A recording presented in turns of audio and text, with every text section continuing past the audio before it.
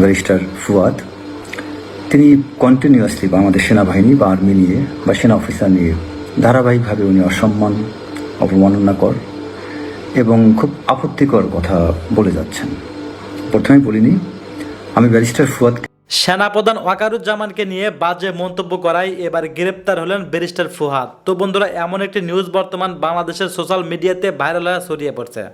সত্যি কি সেনাপ্রধানকে নিয়ে বাজে মন্তব্য করায় গ্রেপ্তার হয়েছেন ব্যারিস্টার ফুয়াদ? এইবার এই বিষয় নিয়ে আমরা পর্যালোচনা এবং তদন্ত করে বেশ কয়েকটি খুবই গুরুত্বপূর্ণ তথ্য এবং ভিডিও ফুটেজ পাই, যা আজকের ভিডিওতে সেগুলোই এক এক করে ধারাবাহিক তুলে ধরা হবে। যদিও আজকের ভিডিওটা কিছুটা লং হতে পারে, তবে আজকের ভিডিওতে জানতে পারবেন সেনাপ্রধান ওয়াকারুজ্জামান ও ব্যারিস্টার ফুয়াদকে নিয়ে এমন কিছু অজানা গোপন তথ্য, যা জানলে আপনিও ইতিমধ্যে অবাক হতে বাধ্য। সেই সাথে আরো জানতে পারবেন বর্তমান বাংলাদেশের রাজনীতির প্রেক্ষাপট আসলে কোন দিকে যাচ্ছে। বন্ধুরা, চলুন ভিডিওতে আজকে আর বেশি কথা বাড়াবো না, সরাসরি আজকে আমরা চলে যাব মূল ভিডিওতে। আর সেখানে আজকে আমরা দেখবো সত্যি কি সেনাপ্রধান ওয়াকারুজ্জামানকে নিয়ে বাজে মন্তব্য করায় গ্রেপ্তার হয়েছেন ব্যারিস্টার ফুয়াদ, নাকি এটা গুজব।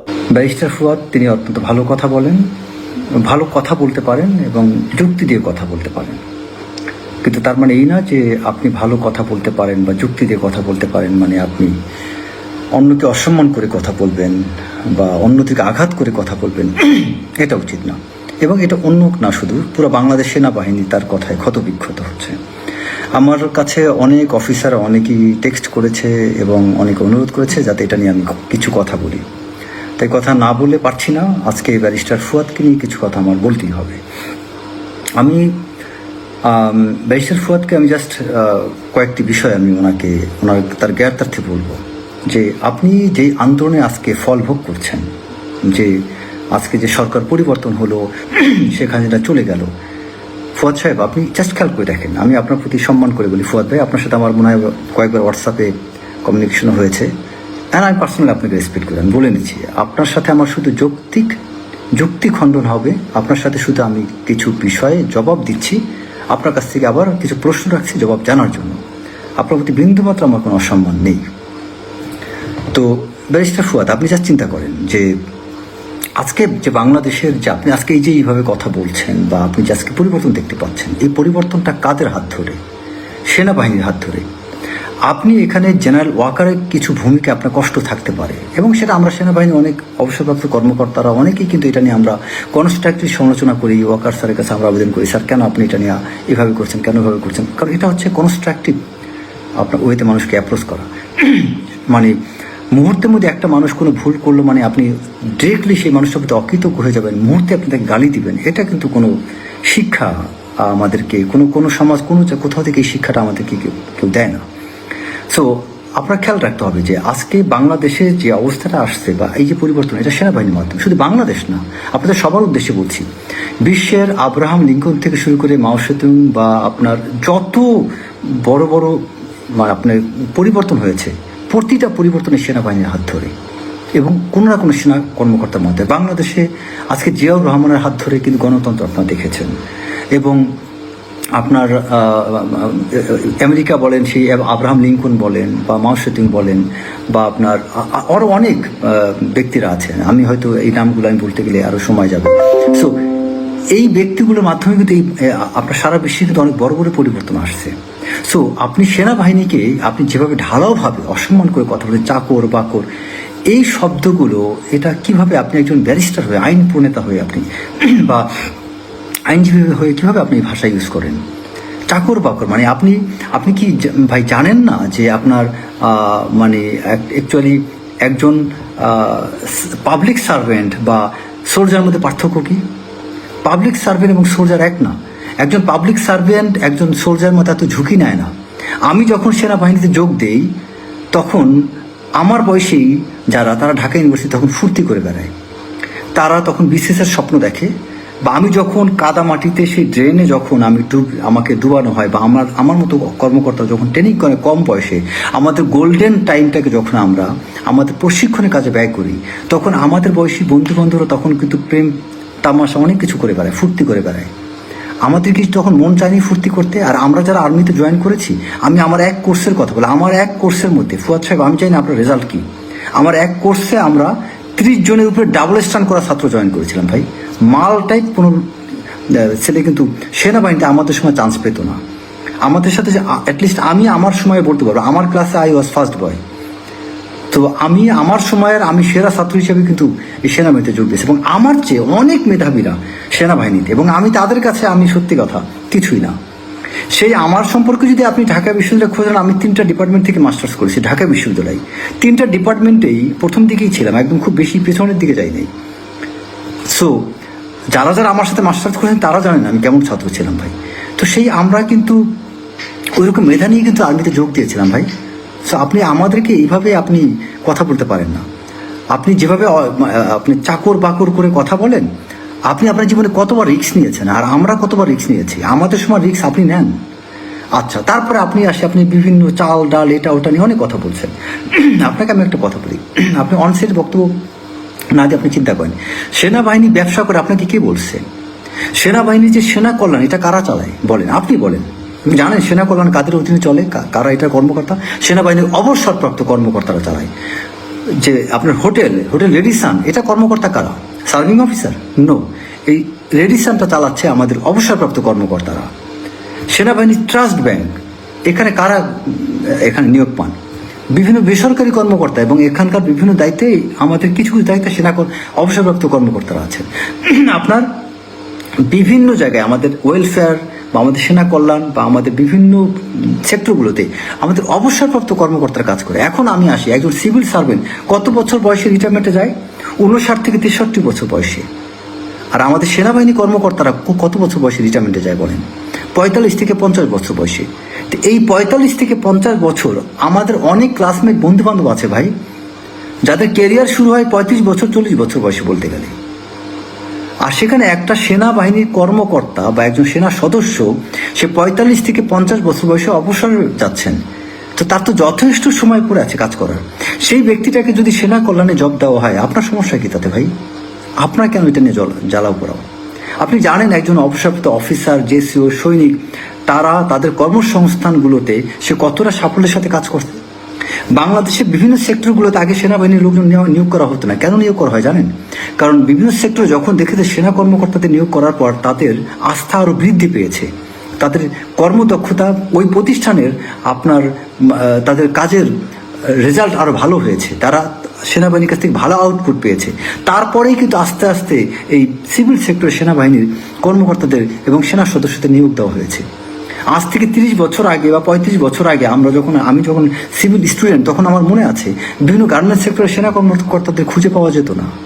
1-2টা পলমলের মধ্যে কিছু প্রতিষ্ঠানে আমার পরিচিত একজন ব্যক্তি পলমলে জব করতো।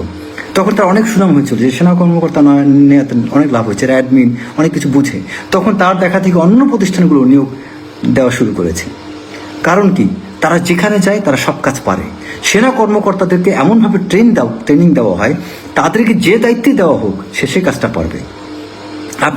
আপনি আইনজীবী হয়ে আপনি যদি মনে করেন আপনি সব জানেন, আমিও আইন নিয়ে কম বেশি পড়াশোনা করেছি, হয়তো আপনার মতো ব্যারিস্টারি ডিগ্রি নেই, এবং আমার বাসায় এখন আপনি আইনের উপর অনেকগুলো বই পাবেন। এই বইগুলো আমাকে কে দিয়েছে, রেফারেন্সটা দিয়ে দিই, ব্যারিস্টার আন্দালিব রহমান পার্থ।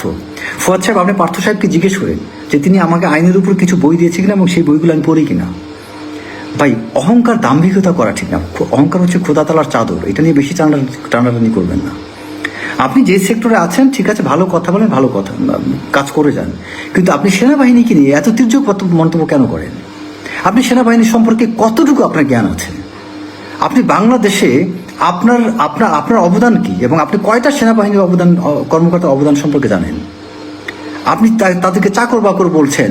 আপনি সেনাবাহিনী এত চাকর বাকর, তারা সেনাবাহিনী টাকা থাকেন কেন? আবার সেনাবাহিনীকে কেন বলেন তারা কেন ওইটা করছেন, তারা ওইটা করছে না কেন? তারপরে আপনি একজন আইন প্রণেতা হতে চান, আপনি বলেন যে সেনাবাহিনীকে আপনি বলেন তারা যে যুদ্ধ করবে। আপনি জানেন যুদ্ধ করার জন্য কি পলিসি? আপনার তো জানার কথা এটা। আপনার সেনাবাহিনী যে যুদ্ধে যাবে এইটার জন্য সংসদে আইন প্রণেতাদের কিন্তু আইন পাশ করতে হয়, এবং সরকারের কোন জায়গা থেকে নির্দেশ আদেশ আছে এটা তো আপনি জানেন। সেনাপ্রধান চাইলেই কিন্তু সে সেনাবাহিনীকে যুদ্ধে পাঠাইতে পারে না, এটা সেনাপ্রধানের এখতিয়ার নাই। সেটার জন্য কিন্তু সরকারকে সেই আদেশ দিতে হয়। সেনাবাহিনী তারা কিসের আলোকে আপনার যুদ্ধ করতে যাবে? দেশে এখন যুদ্ধ না, এখন সেনাবাহিনী করবে কি? আপনাকে এইড টু সিভিল পাওয়ার শব্দটা কি? সিভিল অ্যাডমিনিস্ট্রেশনকে সেনাবাহিনী এইড করবে, সহযোগিতা করবে। সেখানে আপনার ইনেট টু সিভিল পরে আমি যদি চুপ থাকি, আমাকে ডিসি যা বলবে আমি তাই করব, এর বাইরে কিন্তু আপনি অনেক কিছু আমাকে করাইতে পারেন না। সিভিল অ্যাডমিনিস্ট্রেশন আমার কাছে সাহায্য চাইবে, আমি সহযোগিতা করব, কিন্তু তার বাইরে যে এই 5 আগস্ট সেনাবাহিনী আপনাকে হেল্প করেছে বিধায় আজকে আপনি কথা বলতে পারতেছেন। তখন কেন সেনাবাহিনী এই সুবিধা আপনি সেনাবাহিনীর কাছে নিয়েছেন? তখন তো বলতে পারেন নাই, আপনার 5 আগস্ট আপনারা কেন এটা করতেছেন বলেন। তখন আপনার জবাব আসে নাই কেন? যখন ক্যান্টনমেন্ট থেকে সেনাপ্রধান জেনারেল ওয়াকারুজ্জামান, যখন মির্জা ফখরুল ইসলাম আলমগীর আপনাদের মতো বিভিন্ন নেতাদের নিয়ে বঙ্গভবনে যান, তখন আপনারা পারছিলেন বঙ্গভবনে যেতে? তখন এই সেনাপ্রধানকে সবকিছু অর্গানাইজ করতে হয়েছে। আমি ওই সময় সাক্ষী। আমি নিজে 5 আগস্টের আগে জেনারেল ফজলে আকবর, জিজ্ঞেস করেন তাকে, আপনি তো রাজনীতি করেন যেহেতু, জেনারেল ফজলে আকবরের সাথে আমার তখন অন টু অন কথা হয়, এবং উনি যখন সেনাপ্রধানের কাছে যান, এই সেনাপ্রধানের সাথে এই কমিউনিকেশনটা আমি করে দিয়েছিলাম। অবিশ্বাস করলে জেনারেল ফজলে আকবরকে জিজ্ঞেস করবেন। এই আমার মতো মেজর রেজা এই 3 আগস্ট 4 আগস্ট আমি মেজর রেজা জেনারেল ফজলে আকবরকে অনুরোধ করেছিলাম, স্যার আপনি সেনাপ্রধানের সাথে কথা বলেন, যোগাযোগ করেন, এই পলিটিশিয়ানটা অনেক কিছু করতে পারবে না। আমি মেজর রেজা বলেছিলাম, আমি রিপিট করে বলছি, 3 আগস্ট 4 আগস্ট আমার মোবাইলে এখনো প্রমাণ আছে। এবং এই জেনারেল ফজলে আকবর বিএনপি যিনি চেয়ারপারসনের অ্যাডভাইজার, তাকে জিজ্ঞেস করবেন আপনার সাথে 3 আগস্ট 4 আগস্ট মেজর রেজার কি কথা হয়েছিল। সেদিন জেনারেল ফজলে আকবর সাহেবকে আমি সেনাপ্রধানের মোবাইল নাম্বার, সেনাপ্রধানের পিএস ছিল তখন military adviser brigadier general Kamrul Hasan, তার নাম্বারটা আমি তাকে দিয়ে বলেছিলাম যে আপনি তাকে ফোন দেন, এবং তারপরে তিনি তাকে সেনাপ্রধানের অ্যাপয়েন্টমেন্ট ফিক্সড করে দেন। দেন সেনাপ্রধানের সাথে তিনি কথা বলেন। তারপরে ওই পরের দিন 5 তারিখে সেদিন এই সেনাপ্রধান তখন ফজলে আকবরকে বলেন, স্যার আপনি বিভিন্ন পলিটিক্যাল পার্টির প্রধান বা স্পোক্স পার্সনদেরকে ডাকেন। তখন এই ফজলে আকবর মির্জা ফখরুল ইসলাম আলমগীরকে খবর নেন। জোনায়েদ সাকি, তাকে আমি নিজে ফোন করে ডেকেছিলাম, জিজ্ঞেস করেন তাকে, আপনি না রাজনীতি করেন, জোনায়েদ সাকি জিজ্ঞেস করেন যে আপনার ওয়াইফকে এবং আপনাকে মেজর রেজা সাহেবকে খবর দিয়েছিল। আজকে বাধ্য হচ্ছি এত কথাই গোপন কনফিডেন্সিয়াল কথাগুলো বলতে। তখন আপনারা কোথায় ছিলেন? আমি মেজর রেজা যা করেছি 5 তারিখে, 3 তারিখে, 2 তারিখে, 16 তারিখে, 17 তারিখে, 18 তারিখে, আপনি ফুয়াত্তা করেন। আমি মাঠে ছিলাম, ঢাকা ইউনিভার্সিটির মাঠে ছিলাম, আপনি বক্তব্য দিয়েছেন, ভাইরাল হয়েছেন। আর আমি মাঠে ছিলাম সেদিন। আমার বাসার নিচে লেফটেন্যান্ট কর্নেল সরা ডিজিপাই পাঠিয়েছিল আমাকে ধরে নিয়ে যাওয়ার জন্য, এটা প্রমাণ আছে। আমাকে গাড়ি চাপা দিয়ে মেরে ফেলতে চেয়েছিল জিয়াউল আহসান, এটা ডিজিপাইয়ের কাছে প্রমাণ আছে, খোঁজ নিয়ে দেখেন। কোনোদিন তো বলতে আসি নাই, কারণ দেশ সেবার জন্য শপথ নিয়েছিলাম, দেশ সেবার জন্য কাজ করতেছি, এটা আমার দায়িত্ব। ফুটানি করা আমার কাজ না। আমরা সেনাবাহিনী গোপনে কাজ করে যাই ভাই, আমরা দেশ রক্ষার জন্য আমরা কাজ করে যাই নীরবে, নিভৃতে। আর আমরা যখন মাঠে আমরা নামি, তখন আমরা কে আওয়ামী লীগ কে বিএনপি এগুলো চিন্তা করি না, আমরা তখন দেশের কথা চিন্তা করি। কোন একটা আর সেনাবাহিনী হচ্ছে একটা অনম্যান শো, সেনাপ্রধান যা বলে সেনাবাহিনী তাই মানবে। যদি কোনো একটা ভুল থাকে, সেনাপ্রধান একা হয়তো কোনো একটা ভুল করতে পারে, তিনি অনেকগুলো ভালো কাজ করছেন, একটা দুটো ভুল থাকতে পারে, কিন্তু সেনাবাহিনীকে আপনি চাকর বাকর বলতে পারেন না। সেনাবাহিনী চাকর বাকর না। আপনি যেই তুচ্ছাত্মক শব্দ ব্যবহার করছেন সেনাবাহিনী সম্পর্কে, এটা খুবই আপত্তিকর, খুবই আপত্তিকর। ফুয়াদ সাহেব, আপনি এইভাবে আমাদেরকে আপনি আহত করে কথা বলতে পারেন না। আপনি তো ধর্ম পালন করেন, আমি যতদূর জানি আপনি ধার্মিক মানুষ, তাহলে এইভাবে একটা বাহিনীকে নিয়ে এইভাবে তুচ্ছাত্মকভাবে কথা বলবেন কেন? আপনি সেনাবাহিনীর আজকে প্রত্যেকটা সেনা সদস্য যে পরিমাণে কষ্ট করছে আমি জানি। আমি 4-5টা ব্যাটালিয়নে চাকরি করেছি, আমার ব্যাটালিয়নের সৈনিকদেরকে আমি দেখেছি কি কষ্ট করেছে। 5 তারিখে, 6 তারিখে, 7 তারিখে উত্তরা, মোহাম্মদপুর, মিরপুর, ভাষানটেক অনেক মানুষ আমাকে ফেসবুকে আমাকে ফোন দিয়েছে, তাদের প্রত্যেককে রেসপন্স করেছি। আপনি কয়জনকে হেল্প করেছেন ভাই আপনার জীবনে? বক্তব্য দেন। আমি রেজা কতজনকে হেল্প করছি আপনি জানেন? এই 5 আগস্টের পরে কতজনকে উপকার করেছি জানেন না ভাই? আপনি ফুয়াদ সাহেব আমার কাছে ফোন করে উপকার চাইলে আমিও আপনার জন্য দৌড়ে যেতাম ভাই। আমরা হচ্ছে ওই রকম, আমাদেরকে কেউ সাহায্য চাইলে পারি না পারে আগে যাই, কাজ করতে যাই 10টা ভুল হতে পারে ভাই, 100টা কাজ করলে 10টা ভুল হতে পারে, কিন্তু আমরা কাজ করি, we work, we are not getting viral. আমরা ভাইরাল হওয়ার জন্য খুব মুখরোচক বক্তব্য দিয়ে বেড়াই না ভাই। আপনি যেভাবে আপনি ঢালাওভাবে আপনি সেনাবাহিনীকে বক্তব্য দিচ্ছেন, সেনাবাহিনী পুরো ক্লোজ করে দেন, বাদ দিয়ে দেন না, দেখি না দেশ চালান। সেনাবাহিনী আজকে থেকে বাদ পারবেন চালাইতে? সেনাবাহিনী একদম সেনাবাহিনীর যা করার কথা তাই করবে। সেনাবাহিনী ব্যারাকে থাকবে, সেনাবাহিনী আজকে ট্রেনিংয়ে পাঠিয়ে দিবে, জেনারেল ওয়াকার সমস্ত সেনা সদস্যকে আজকে ব্যারাকে পাঠিয়ে দিবে। আর কয়েকদিন পরে সামার কালেকটিভ শুরু হয়ে যাবে। সামার কালেকটিভের এখন প্রস্তুতি গ্রহণ করুক। উনি প্রত্যেকটা ব্যাটালিয়নে কোম্পানি ট্রেনিং এর কাজ শুরু করে দেব, ফুল সেনাবাহিনী বেড়াকে যাক, দেখে আপনি দেশ চালান না, কি করতে পারেন, আপনার হাত কি মুরাদ আছে ঠেকান না। আপনি আওয়ামী লীগের সময় তো বক্তব্য দিচ্ছেন, কি করতে পারছেন, কি উল্টাইতে পারছেন, আপনার বক্তব্য কি হয়েছে, বাংলাদেশ কি উদ্ধার করছেন আপনার এক বক্তব্যের মাধ্যমে বলেন। সুন্দর বক্তব্য দিয়েছেন, ভাইরাল হয়েছেন, আপনার বক্তব্যে আমিও ফ্যান, সো হোয়াট, এতে কি উন্নতি হয়েছে, দেশটা কি বদলাইতে পারছেন আপনি, ইম্প্যাক্টফুল কি করছেন। মার্কেটিং একটা শব্দ আছে ইম্প্যাক্টফুল, আপনি যতই বক্তব্য দেন, যতই অ্যাডভার্টাইজমেন্ট দেন, আপনার ইম্প্যাক্ট কি ছিল বাংলাদেশের প্রতি, আপনার কোন কাজটা বাংলাদেশে কি ইম্প্যাক্ট আনছে বলেন। ইম্প্যাক্ট হচ্ছে জেনারেল ওয়াকারের রোল, যেই রোলটা আজকে ইকবাল করিম ভুঁইয়ার মতো একটা চমৎকার সেনাপ্রধান নিতে পারেননি বিধে তিনি আজকে বিতর্কিত হচ্ছেন। ভদ্রলোক আজকে একটা ফেসবুক পোস্ট দিয়ে ক্লারিফিকেশন দিচ্ছেন, যেন ইকবাল করিম ভুঁইয়ার মতো একটা মানুষকে এই যে ক্লারিফিকেশন দিতে হবে, এটি আমার কাছে খারাপ লাগে, কারণ হি হচ্ছে really he was one of the finest general, but একটা ভূমিকা নিতে পারেননি। সে 2014 সালে 15 সালে ইকবাল করিম ভুঁইয়া একটা ভূমিকা নিতে পারেননি বিধায়, সিদ্ধান্ত নিতে পারেননি বিধায় আজকে তিনি ভিলেন।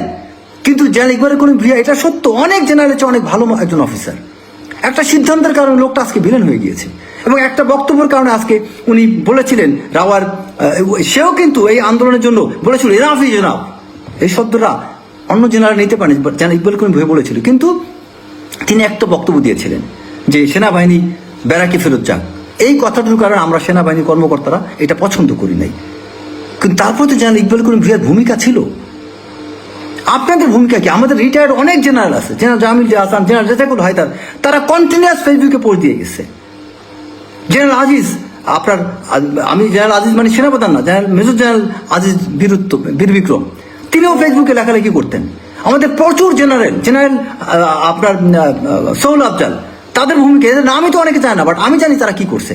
জেনারেল আনোয়ার, এরা অনেক জেনারেল অনেক ভূমিকা আছে, আপনারা জানেন কিছু, অনেক অফিসার আছে। আমি মেজর, আমাকে সোশ্যাল মিডিয়াতে মানুষ চিনে দিতে হয়তো আমার কথা জানেন, বাট আমাদের প্রচুর অফিসার আছে যারা নীরবে নিভৃতে লেখালেখির মাধ্যমে, এই যে ইলিয়াস অনেক তথ্য পেয়েছে আমাদের সেনা অফিসারের কাছ থেকে, পিনাকিদা অনেকের কাছে তথ্য পেয়েছে, আপনার তারপরে আমাদের জুলকার নাইন, এই সেনা কর্মকর্তাদের কাছ থেকে সহযোগিতা নিয়ে তারা আজকে অনেক লেখালেখি অনেক কিছু করার সুযোগ পেয়েছে।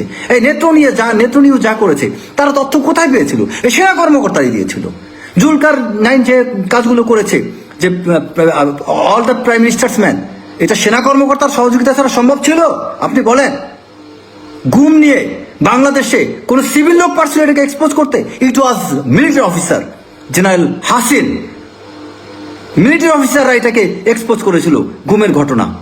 বাংলাদেশের অনেকগুলো ঘটনা সেনা অফিসাররা করেছে, আপনার মতো ব্যারিস্টার ফুয়াদরা করেনি। বক্তব্য দিলে দেশ উদ্ধার হয়ে যায় না, বক্তব্য দিয়ে দেশ উদ্ধার করা যায় না। পারলে কাজ করে দেখান। যুদ্ধে যাবেন আমার সাথে, আসেন, আপনি আমার সাথে একাডেমিক্সে ভর্তি হবেন, ঢাকা বিশ্ববিদ্যালয় কোন জায়গায় ভর্তি হবেন, আপনার সাথে আমি আবার মাস্টার্স প্রোগ্রাম করবো, দেখি আপনি কতদূর পারেন, আপনি কোন কাজ আমার সাথে করবেন। I give you challenge. আপনি ইলেকশন ক্যাম্পেইন করবেন আমার এলাকায়, জনসেবা, আসেন, ঢাকা শহরে একটা এলাকা সেট করেন, ঢাকা সিটির মধ্যে কোনো একটা এলাকা সেট করেন, আপনাকে অন গ্রাউন্ডে আমি দেখাবো জনসেবা কাকে বলে। বক্তব্য বাদ দেন, মতিঝিল, আপনার খিলগাঁও, মিরপুর, কোন এলাকা আপনি নির্বাচন করতে চান, কোন এলাকা বলেন, আপনি কন্ট্যাক্ট করবেন অমুক এই কয়টা ওয়ার্ড, এই 5টা ওয়ার্ডে আমি জনসেবা করবো, দেখি কে কত ভোট পায়। আপনি বক্তব্য দিবেন আর আমি কাজ করব, দেখি। আপনি একটা জায়গায় আমি চ্যালেঞ্জ দেন যে এই জায়গায় আপনি আমার চেয়ে বেশি কর্ম দেখাতে পারবেন। আমি বলতে বোঝাচ্ছি আমার সেনা কর্মকর্তাদের, কয়টা সেনা কর্মকর্তাকে আপনি একাডেমিক্সে রিপিট করতে পারবেন? আপনি ব্যারিস্টার হিসেবে কয়টা মামলা দেখছেন আমি জানি না, বাট আমি সেনা কর্মকর্তা হিসেবে আমি কয়েকটা মামলায় আমি ডিফেন্ডিং অফিসার ছিলাম, যেটা আপনারা যেমন আপনার ওই যে আমাদের কোর্ট মার্শাল হয়, আমি নিজে ডিফেন্ডিং অফিসার ছিলাম, এবং কয়েক ডিফেন্সিভ অফিসার যে কয়টা ছিলাম তার মধ্যে অধিকাংশ কেস আমি জয়লাভ করছি। ডিফেন্ডিং অফিসার দায়িত্ব হচ্ছে একটা মানুষের বিরুদ্ধে যে কোর্ট মার্শাল হয় তখন তাকে সেভ করা, আর যিনি প্রসিকিউটর থাকেন তার দায়িত্ব হচ্ছে আর্মির পক্ষে তাকে ফাঁসানো। আমি প্রসিকিউটর হিসেবে কাজ করছি, ডিফেন্ডিং অফিসার হিসেবে কাজ করছি, কারণ আমরা মিলিটারি অফিসাররা manual of military law, MBML, এটা নিয়ে পড়াশোনা করা, আমরাও আইন কিছুটা জানি ভাই। প্রত্যেকটা সেনা কর্মকর্তাকে সব লাইনে ট্রেন করা হয়, আমরা ল নিয়েও পড়াশোনা করি, আমরা মার্কেটিং এর কাজও জানি। আপনি ক্যান্টিনের কথা বলবেন, প্রত্যেকটা বাংলাদেশ না ওয়ার্ল্ডের সমস্ত কান্ট্রিতে ক্যান্টিন থাকে। ক্যান্টিন মানে সেনা ক্যান্টনমেন্টের তাদের ব্যবহার্য জিনিসপত্রের জন্য, এটা বিজনেসের জন্য না। আর আপনি সেনা কল্যাণ যেটা দেখেন এটা রিটায়ার্ড অফিসাররা চালায়, না জেনে আর্মিকে নিয়ে কথা বলবেন না। হ্যাঁ, কিছু কিছু কাজ একটু বাড়াবাড়ি হতে পারে, সেটার জন্য তো আপনি ঢালাও ভাবে এটা করে, এবং সেই বাড়াবাড়িগুলো এই শেখ হাসিনার কারণে হয়েছে। শেখ হাসিনা ঢালাভাবে সেনাবাহিনীকে বিভিন্ন কাজে ইনগেজ করতে চেয়েছে, ভারত চেয়েছে সেনাবাহিনীকে আজে বাজে জায়গায় ইনগেজ করতে, বাট আমরা সেনাবাহিনী নিজেরা তো এটা চাইনি। আজকে আপনারা অনেক কিছু করতে পারতেছেন, খোঁজ নিয়ে দেখেন সেনাবাহিনীর ভূমিকাটা কি ভাই। আজকে রাস্তাঘাট কোথায় সেনাবাহিনীর অবদান নেই বলেন? বড় বড় প্রজেক্টগুলো বাংলাদেশ সরকার কেন সেনাবাহিনীকে দেয়? সততার কারণে দেয়। একটা চুরি করলে ওটা নিয়ে খুব লাফালাফি করেন। আরেকটা কথা লাস্টে বলি, সেনা কর্মকর্তাদের করাপশন নিয়ে এত কথা কেন হয় জানেন? আমরা একজন সেনা কর্মকর্তা সৎ হলে আরেকজন অসততা সহ্য করতে পারি না, তাই আমাদের সেনা কর্মকর্তাদের খারাপ দিকটা খুব দ্রুত ফ্লাশ হয়ে যায়। আর যারা বেশ আপনার ওই আদার ডিপার্টমেন্টে যারা আছে, ব্যুরোক্র্যাটস, সিভিল অ্যাডমিনিস্ট্রেশনে, তারা অধিকাংশ করাপশনের সাথে জড়িত। তারা মনে করে আমি যদি ওর চুরি নিয়ে কথা বলি ও আমারটা বলে ফেলবে, এই জন্য সবাই মিউচুয়ালি চুপ থাকে। আর আমরা সেনা কর্মকর্তারা আমরা মিউচুয়ালি চুপ থাকি না। কারণ কি? আমি জিয়াউল আহসানকে নিয়ে কথা বলি কারণ আমি তার মতো অন্যায় করি নাই। আমি আরেকজন করাপ্টেড অফিসারকে নিয়ে কথা বলি কারণ আমি করাপ্টেড ছিলাম না। যদি আমি করাপশন করতাম আরেকজনকে নিয়ে আমি কথা বলতে পারতাম না ভাই। সো আমাদের ওই যে আমরা পরস্পর, আমরা ব্রিগেডিয়ার হাসান নাসির, তিনি একটা সৎ অফিসার ছিলেন, তাই হয়তো অনেক ক্ষোভ নিয়ে অনেক অন্য অফিসার কিনে উনি অনেক কথা বলেন। তার মানে কি সব অফিসারকে উনি খারাপ বলেন না? এইটা আমাদের গুড সাইন যে আমাদের একটা অফিসার বদমাশ থাকলে আমরা তার কথা বলি, কজ আমাদের ভিতরে ভালোর সংখ্যা অনেক বেশি। আর আপনাদের ভিতরে খারাপের সংখ্যা এত বেশি যে একটা খারাপ আরেকটাকে খারাপ বলতে পারে না। একটাকে খারাপ বললে ওই আরেকটাও তখন তারে খারাপ বলবে। সবাই খারাপ হওয়ার কারণে, সবাই বলতে মানে মেজরিটি, মোর দেন 90% করাপ্টেড থাকে, যে কারণে কেউ কাউকে দেখবেন খারাপ কথা বলে না। পুলিশ বলেন, ওই যে সিভিল অ্যাডমিনিস্ট্রেশন বলেন, কেউ কাউকে দেখবেন হাজার চুরি করলে কিছু বলে না। কারণ কি? তারা জানে আমি যে আরেকজনের কথা বলবো আমার তো পেছনে ময়লা আছে। বাট আমরা সেনা অফিসারের কথা বলি কারণ কি? আমাদের মেজরিটি অনেস্ট, আমাদের মেজরিটি দক্ষ। একটা সেনাবাহিনীতে একটা অফিসারকে কি পরিমাণে ট্রেনিং করতে হয়, একটা অফিসার মেজর র্যাঙ্ক পড়তে পড়তে যতগুলো প্রশিক্ষণ করা হয়, আপনার মতো 2-4টা ব্যারিস্টারি ডিগ্রি এতে হয়ে যায় ভাই। আমি এক জুনিয়র অফিসার কমান্ড স্টাফ করছি, যা পড়াশোনা করছি ওই পড়াশোনা এফোর্ট দিলে আপনার মতো 4টা ব্যারিস্টারি ডিগ্রি আমি অর্জন করতে পারতাম। আমাদের সাথে যারা ইউনিভার্সিটিতে ডিগ্রি পড়াশোনা করে তারা দেখেছে আমরা সেনা অফিসারের পড়াশোনায় কেমন। খুব ফুটায় না, খুব বেশি ফুটায় না। আপনি ব্যারিস্টারি করতে যাই ইংরেজিতে ফুটুস ফটো শিখছেন বলতে পারেন, কিন্তু আমি আমার কথা বলতে পারি ক্লাস 9 থেকেই আমরা ইংরেজিতে পাকা। নিজের ডিপার্টমেন্টে নিজে ইংরেজি ক্লাস নিজে পড়াইতাম। এত দুর্বল না আমরা, আমরা কিন্তু ফুটিস ফটো ইংরেজি মারাইতে চাই না আমরা। কারণ কি? আমাদের বেসিক্স, আমাদের ফাউন্ডেশন অনেক ভালো। তো দয়া করে আপনার কাছে অনুরোধ করি, ঢালাওভাবে কথা বলা বন্ধ করেন। সেনাবাহিনী একটা জিনিস মনে রাখবেন, সেনাপ্রধান তার ভদ্রতা বশত তিনি চুপ থাকতে পারেন, কারণ তিনি হয়তো একটা দায়িত্বে আছেন, কিন্তু আমরা অনেক মানুষ আছি আমরা চুপ থাকবো না। আপনার এবি পার্টিরই অন্যতম একজন কর্মকর্তা কে জানেন? একজন সেনাবাহিনীর কর্মকর্তা মেজর ওয়াহাব, তিনিও কিন্তু একজন সেনা কর্মকর্তা। আপনার পার্টিরই খুব সম্ভবত তিনি জেনারেল সেক্রেটারি বা কিছু একটা হবেন। তা আপনার পার্টিও কিন্তু সেনাবাহিনী ছাড়া গঠন করতে পারেন নাই, তাকে নিয়েছিলেন কেন? এত কিছু পারেন তাহলে আপনার পার্টিতে এবি পার্টির আপনার চেয়ে সিনিয়র দায়িত্বে সেনা কর্মকর্তা কেন? ওয়াই? কারণ আপনি তার নেসেসিটি ফিল করেছেন। সেনা কর্মকর্তারা ডিসিশন দ্রুত নিতে পারে, তারা মানুষের সাইকোলজি খুব দ্রুত বুঝে, তারা মানুষের প্রতি এমপ্যাথেটিক, তারা মানুষের প্রতি সিম্প্যাথেটিক, যে কারণে সেনা কর্মকর্তার রাজনীতিতে আরো বেশি সাফল্য পায়। আমি চ্যালেঞ্জ দিয়ে বলতে পারবো, এনি মিলিটারি অফিসার যদি সে ইনফ্যান্ট্রি অফিসার হয়ে থাকে তাহলে আরো বেশি। আমরা সেনা কর্মকর্তারা আমরা মানুষের আবেগ বুঝি, আমরা তাদের প্রতি এমপ্যাথেটিক, তাদের সাথে আমরা অনেক বেশি রিয়াক্টিভ, তাদের প্রতি আমরা অনেক বেশি প্রোঅ্যাক্টিভ। এই জন্য সেনা কর্মকর্তারা মানুষের আবেগ অতি বুঝে বলে তারা আরো রাজনীতির মাঠে আরো বেশি ভালো করতে পারে। I can give you challenge. আপনি যত বড় রাজনীতি নেতা নিয়ে আসেন, আমি তারেক রহমানকেই আমি চ্যালেঞ্জ দিয়ে বলবো, উনি ওনার দলের যে কোনো নেতার কনস্টিটিউশন উনি খালি আমাকে বলে দেব যে আমি তোমাকে নমিনেশন দেব, মাঠ আমার ওই এক কথায় মাঠ আমার তৈরি হয়ে যাবে। খালি তারেক রহমান 2টা জিনিস বলবে যে আপনাকে নমিনেশন দেবো, আপনার এলাকায় কমিটিগুলো আপনার ইচ্ছা মতো করবো, যুব দল, ছাত্র দল, বিএনপি, খালি কয়েকটা কমিটি আমার কথা দিয়ে দেব, আমি ওই জায়গায় জনপ্রিয়তা চূড়ান্ত পর্যায়ে নিয়ে দেখা দিতে পারবো, গ্যারান্টি দিলাম। কারণ কি? এই সেনা কর্মকর্তারা আমরা সৈনিকদের সাথে ব্যারাকে তাদের সাথে চাকরি করেছি, আমরা ননির পুতুল না। কমিশন পেয়েই হুট করেই র্যাঙ্ক করেই ফান্ডাগান্ডা হয়ে জানে। কমিশন পাওয়ার পরে সৈনিক বেড়াকে আমাদের রেজিমেন্টেশন করতে হয়, সৈনিকদের সাথে লাইফ কাটাইতে হয়। আমরা মানুষের সাইকোলজি বুঝি। আমরা ইনেট টু সিভিল পাওয়ারে কাজ করে প্রত্যেকটা কাজে সাফল্য পাই। কেন? কারণ কি আমরা ইজিলি মার্জ হইতে পারি। We have that capability, we have that calibre, we have that blessing from almighty Allah. কারণ আমরা আল্লাহর নামে শপথ নিয়ে আমরা সেনা কর্মকর্তা হই। সো একটা ধান দিয়া সব জাজ করতে চাইবেন না।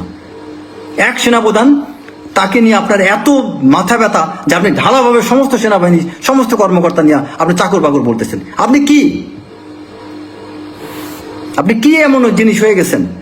এক খালি সোশ্যাল মিডিয়াতে ভাইরাল হয়ে আপনার এবি পার্টিতে যে কজন লোক হয় তার চেয়ে বেশি লোক ডিজে পার্টিতে হয়। আমি গ্যারান্টি দিয়ে বললাম, সোনাগা হোটেল বৃহস্পতিবার দিন ডিজে পার্টি হয়, সেখানে এর চেয়ে বেশি লোক হয়। যান খোঁজ নিয়ে দেখেন।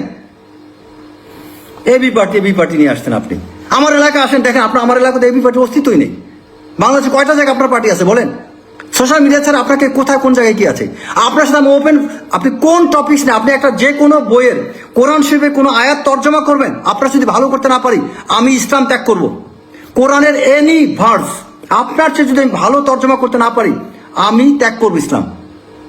কারণ কি? কোন কনফিডেন্স থেকে বলে যান? অহংকার থেকে না ভাই, পড়াশোনা করছি, শুই না মুসলমান হই নাই। হিল ট্যাক্সি যখন ক্যাম্পে ছিলাম, অবসর সময়ে অপারেশন করে এসে বসে কোরআন শরীফে অর্থ পড়ার চেষ্টা করতাম, বিভিন্নভাবে রিসার্চ করার চেষ্টা করতাম, জানার চেষ্টা করতাম। কম বেশি আমরা প্রত্যেকটা অফিসার আমাদেরকে রেজিমেন্টেশন সময় থেকে সিনিয়ররা শিখা দেয় বই পড়বা। যেখান থেকে যেখানে পোস্টিং হইতো 20-30টা 40টা বই সাথে নিয়ে ঘুরতাম রে ভাই। তামাশা করে জীবন কাটাই নেই, প্রেম কইরা ওই মেয়েদের সাথে ফান করে আমরা লাইফ করি নেই। আমাদের জীবন অনেক কষ্টে করা ভাই। আমরা প্রশিক্ষণের পাশাপাশি পড়াশোনা করছি, আমরা পরিশ্রম করে আমাদের এই অবস্থানে আসতে হয়। আর্মি চাকরি ছেড়ে তারপরেও অনেকগুলো সাবজেক্টে পড়াশোনা করছি। এটা আমি না, আমাদের সবাই করে। আমি যে কথাগুলো করছি বলছি ফার্স্ট পার্সন ইসে, এটা আসলে আমি সবার জন্য বলছি কথা। It's not only me, all the military officers. So please সীমার বাইরে আপনি কথা বলবেন না। আপনি যথেষ্ট সীমা লঙ্ঘন করেছেন। আপনার কথা জুলুম হচ্ছে সেনাবাহিনীর প্রতি, সেনা কর্মকর্তাদের প্রতি আপনি মারাত্মক রকম জুলুম করছেন। স্টপ অল দিস ননসেন্স, এগুলো বন্ধ করেন আপনি। আমি যদি সত্যি কথা এই মুহূর্তে, আমার যদি সত্যি কথা, আমি যে পুলিশ অফিসার হইতাম বা কোনো থানার দায়িত্বে থাকতাম, আপনাকে অ্যারেস্ট করতাম। কারণ আপনি পরিস্থিতি খারাপ করছেন, আইন শৃঙ্খলা পরিণত অবস্থা অবনতি ঘটাচ্ছেন আপনি। বাংলাদেশের মানুষ আইন অনেকে জানে না বিধায় আপনারা এই কিছু আইনজীবীরা আপনারা কিছু সুযোগ নিতে পারছেন। আর বাংলাদেশের আবেগপ্রবণ জাতি, তাতে ধুমধাম কিছু কথা শুনলে, আওয়াজ টাওয়াজ শুনলে, একটু কিছু ইংরেজি ব্রিটিশ অ্যাকসেন্ট শুনলে তো আরো পাগল হয়ে যায়। এই জাতির সমস্যাটা হচ্ছে তাদের মন ছোট, যে কারণে তারা অনেক ক্ষেত্রে আপনাদের মতো মানুষ তাদেরকে মাতাল বানাইতে পারে বক্তব্যের মাধ্যমে। আমি তো দেখি না যে আপনার এই কোনো ইম্প্যাক্টফুল কোনো কিছু আপনি করছেন। I never see. সুন্দর বক্তব্য দিচ্ছেন, সো হোয়াট? আপনার কন্ট্রিবিউশন কি আমার কন্ট্রিবিউশন কি ভাই? এই বাংলাদেশে গত 25 বছরে I have enough contribution I have. আপনার কি কন্ট্রিবিউশন বলেন? কয়টা রাত জেগেছিলেন? রাতের পর রাত জেগে আমরা অপারেশন করছি। আপনি কি করছেন? তত্ত্বাবধায়ক গভর্নমেন্ট আমলে চাইলে কোটি কোটি টাকা কামাই করতে পারতাম, এখনো তো ঋণ করে চলি। আপনার তো এত ননির পুঁতির মতো আমরা চলি না ভাই। দয়া করে আমার সেনা কর্মকর্তাদেরকে নিয়ে তামাশাতে কথা বলেন। আমার সেনাবাহিনীর কোনো কর্মকর্তাকে নিয়ে কখনো আপনি চাকর বাকর এসব শব্দ বলবেন না। We are king commission officer, we are not bloody servant. আমরা সেবক, চাকর না। সেবক আর চাকরের মধ্যে পার্থক্য আছে। আমরা সেবক, দেশের জন্য জীবন দিতে পারি। আমরা দেশ সেবার জন্য নিজেদেরকে আত্মনিয়োগ করেছি। We are king commission officer. আমি ওয়ার্ল্ডের যেখানে যাব, যেখানে যে আমার র্যাঙ্কটা বলবো, আমি আই উইল গেট স্যালুট। এটা globally we are suppose to receive it. আপনি কে? হু আর ইউ? আপনি একজন ব্যারিস্টার বাংলাদেশের বাইরে আপনি কে? লন্ডনে যে একটু লাফালাফি করতে পারবেন আর, বাট আমি প্রোটোকল পাবো ওয়ার্ল্ডের সব জায়গায়। কারণ কি? আমি বলতে আমরা সব, বাংলাদেশ না ওয়ার্ল্ডের সব সেনা কর্মকর্তা পাবো এটা। বিকজ আমাদের সেই কষ্ট আমরা করি, এটা আমাদের অর্জন। সম্মান করেন ভাই, মানুষকে অসম্মান করেন না। আমার কথা কষ্ট দিয়ে থাকলে আন্তরিকভাবে দুঃখিত। আমরা অতি আহত হয়েছি, অনেকগুলো অফিসার ক্ষত বিক্ষত হয়েছে, আমাদের আপনি অন্তরে আঘাত দিয়েছেন, সেজন্য এই কথাগুলো এইভাবে বলেছি। আমার এক্সপ্রেশন যদি অন্যরকম হয়ে থাকে সেজন্য আমি ক্ষমা প্রার্থী, কিন্তু আমার উদ্দেশ্য আপনাকে অসম্মান করা না। আমাদের সেনা কর্মকর্তাদেরকে সম্মান করুন। আমাদের সেনাপ্রধানের বাইরে, তার আদেশের বাইরে আমরা সেনা কর্মকর্তারা যেতে পারেন না। আর সেনা কর্মকর্তারা যে ভূমিকা এই 5ই আগস্টে নিয়েছে, প্রত্যেকটা অফিসারের ফাঁসি হতো যদি আওয়ামী লীগ ক্ষমতা আসতো। আপনার কি হতো বলেন? আপনার কি হতো? আপনি একটা মামলা হলে জামিন নিয়ে দাঁড়া যেতেন। আর আমাদের কি হতো জানেন আপনি? সেনা আইন সম্পর্কে জানেন কিছু?